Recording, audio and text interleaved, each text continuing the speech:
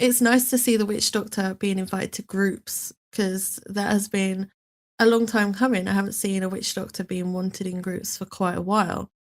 It looks like the mid-tier, like once people are doing like 130 speeds or whatever, they're starting to bring, like once rats fall off, it seems like people are bringing Witch Doctors.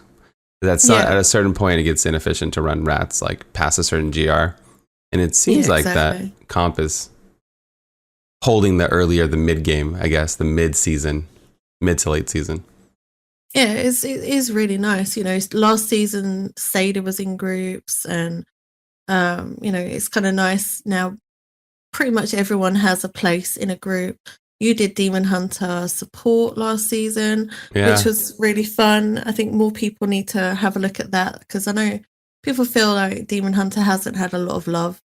But, you know, make a support build, join a group with a Witch Doctor and a Sada, and I think it'd be pretty cool actually to play. Yeah. If anybody doesn't know, we have a build page, and like it's patreon.com/bloodshed. It's free builds for everybody. I have like support builds like Offbeat, like Z-Wizard. Z-Wizard can do some cool stuff, like take affixes off the battlefield, and then support Demon Hunter can boost the group's damage tremendously with like Odyssey's End and all kinds of stuff. So I think a support Demon Hunter is definitely underrated. It just takes, you know, more people to use it and try it and stuff like that, for sure. Yeah, exactly. You know, we had fun with it. We did our highest clear. I can't remember what it was in the low 140s, I think. Yeah, like on our first try. And that was pretty early in the season, really. Mm-hmm. It was fun too. Like we were in the 140s with almost every comp we tried. Like we tried the Z-Wizard that I talked about and all kinds of stuff. So it was really fun. So there are other things out there, because obviously people keep saying, how do you play this game for so long every day and not get burnt out? Well, it's because you make variety for yourself. You make these builds that, you know, you like to play that are a bit out there and off the beat and not part of the meta. And I think that's probably why you enjoy it, not just because you love the game, but you have so much variety and options to try out and test and things. That's probably why you find it a bit easier. So people come and they're mainly sticking to the meta builds because they're the best, but you can actually have a lot of fun. You can actually have a lot of fun and do, you know, quite decent level GRs with some of the builds that are out there that aren't so cookie cutter. So I think people need to have a look, because you make them. Wadijo just did the crazy Necro Blackthorn. Oh, the Blackthorn, yeah, that was cool. Yeah. Little Blackthorn. So there is a lot of other options, I think, but people don't necessarily have a look around for them. Yeah, one of the ways I stay, I guess, motivated is not only goal setting, is like, you know, is just like you said, playing different builds, different variations. Whenever I'm doing Greater Rifts, I'm thinking what I can do to make this better. Every level has like different metas almost, like within yourself. Like where like a 70, I might not need extra damage, and a 90, I might want a little bit more. And then at a 110 speeds, I might have to add something else.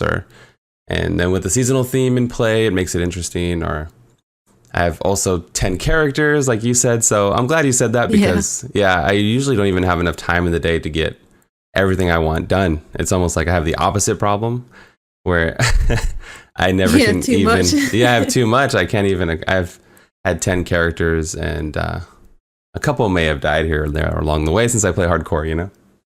Yes, a couple this week since the last podcast. Necro and Bob. They were sketchy.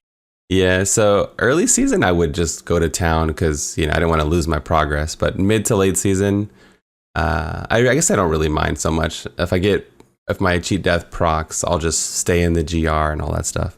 It's been a little, it makes it more interesting too, as, you know, the season progresses, and staying procced is what we call it, and not leaving is really spicy. And I think it's a lot of fun, not only for me and for, you know, the chat, the community also. It certainly gets my heart racing when you proc and you're like, I won't leave, I refuse. It's like in those movies where they're like blood drunk, or like it's like the last stand and they're just fighting, and it doesn't make it kind of cool. It is like that. I'm not leaving, but they flee, and it's quite comical because we now have the joke of where's the mob gone? You've had a few elites disappear lately and not come back. Lately, I've had like a sand dweller that just would bury themselves in the ground and then not come out, or like ghosts leaving the map and just never to return. Yeah, it's a bit weird. Yeah, I get procced and run. Never really had this happen. Yeah, it's almost like the mobs are getting procced and they're going to town. They're leaving. That's a bit what it seems like.